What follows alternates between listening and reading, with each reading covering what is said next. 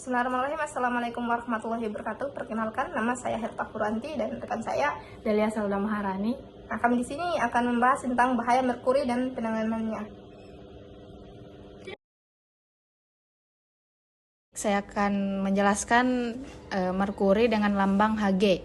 Merkuri adalah unsur kimia dengan nomor atom 80. Ia termaksud dalam logam-logam berat dan satu-satunya logam yang berbentuk cair pada suhu kamar. Merkuri memiliki beberapa kegunaan penting meskipun beracun. Ia digunakan dalam termometer dan barometer karena dapat menunjukkan perubahan suhu dan tekanan dengan akurat. Adapun bahaya merkuri, yang pertama itu bahaya bagi sistem saraf.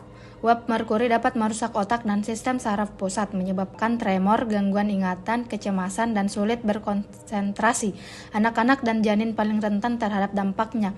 Yang kedua, keracunan lewat makanan merkuri bisa masuk ke tubuh melalui ikan atau makanan laut yang tercemar. Ini bisa menyebabkan keracunan jangka panjang atau kronis dengan gejala seperti mati rasa, kelemahan otot, dan gangguan penglihatan. Dan yang ketiga, dampak lingkungan merkuri bisa mencemari air dan tanah, lalu berubah menjadi bentuk beracun seperti metil merkuri. Saat ini bisa berakumulasi dalam rantai makanan dan mengancam ekosistem perairan. Tindakan ketika terpapar merkuri. Yang pertama, apabila merkuri terhirup. Nah, tindakan yang perlu dilakukan yakni pergi ke tempat terbuka dengan udara segar untuk menghindari paparan lebih lanjut. Kemudian tetap tenang dan bernafas perlahan agar tidak terjadi penyebaran racun. Selanjutnya, jangan makan dan jangan minum. Yang terakhir, hindari kontak langsung dengan merkuri. Yang kedua, apabila merkuri terkena mata. Nah, tindakan yang perlu dilakukan yakni segera bilas mata dengan air mengalir selama 5-20 menit. Jangan menggosok mata atau menekan bagian yang terkena merkuri. Kemudian, lepaskan lensa kontak jika digunakan setelah membilas sebentar. Selanjutnya, segera cari bantuan medis atau bawa ke unit gawat darurat. Nah, selanjutnya itu apabila merkuri terkena pada kulit. Yang pertama, segera cuci area kulit dengan air mengalir dan sabun selama beberapa menit.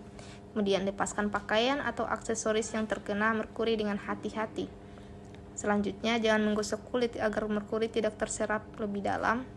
Nah, yang terakhir, hindari bagian tubuh lain. 4. Apabila merkuri tertelan. Tindakan yang perlu dilakukan yang pertama, jangan memicu muntah karena bisa memperparah kerusakan pencernaan. Kemudian jangan beri makan, minuman, atau obat-obatan. Selanjutnya, segera bawa ke fasilitas kesehatan dan hubungi layanan medis darurat. Yang terakhir, catat jumlah dan jenis merkuri yang tertelan jika diketahui, misalnya dari termometer. Nah, yang kelima, apabila merkuri tertumpah dalam ruangan.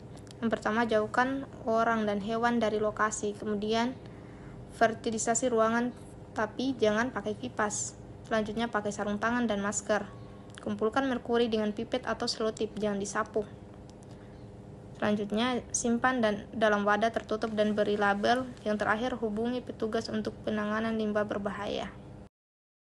Adapun studi kasus dari merkuri, salah satunya itu adalah Karen Waterhan, adalah seorang profesor kimia dari Dartmouth Challenge, Amerika Serikat.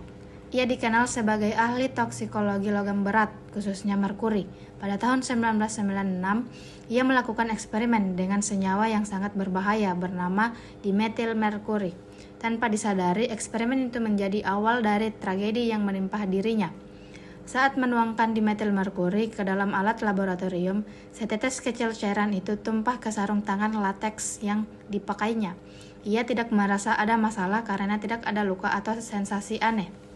Namun, dimetil merkuri mampu menembus sarung tangan tersebut dan masuk ke tubuhnya.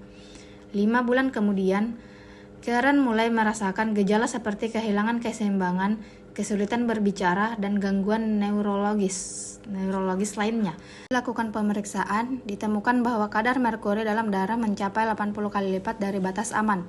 Sayangnya, racun itu sudah menyerang sistem sarafnya dengan sangat parah. Karen Waterhan meninggal dunia pada tanggal 8 Agustus 1997. Tragedi ini menjadi titik balik besar dalam dunia laboratorium. Setelah kematiannya, standar keselamatan kerja di laboratorium diperketat secara global. Sarung tangan lateks tak lagi dianggap aman untuk menangani menangani zat berbahaya seperti dimetil merkuri. Kisah Karen menjadi pengingat abadi bahwa dalam dunia sains, keselamatan bukan hanya prosedur, tetapi bagian penting dari pencarian ilmu sendiri. Kesimpulan dari materi kami adalah mempelajari betapa berbahayanya merkuri dan cara melakukan pertolongan pertama saat terpapar sangat penting, karena dapat menghindarkan kita dari efek yang lebih serius ketika terlambat ditangani.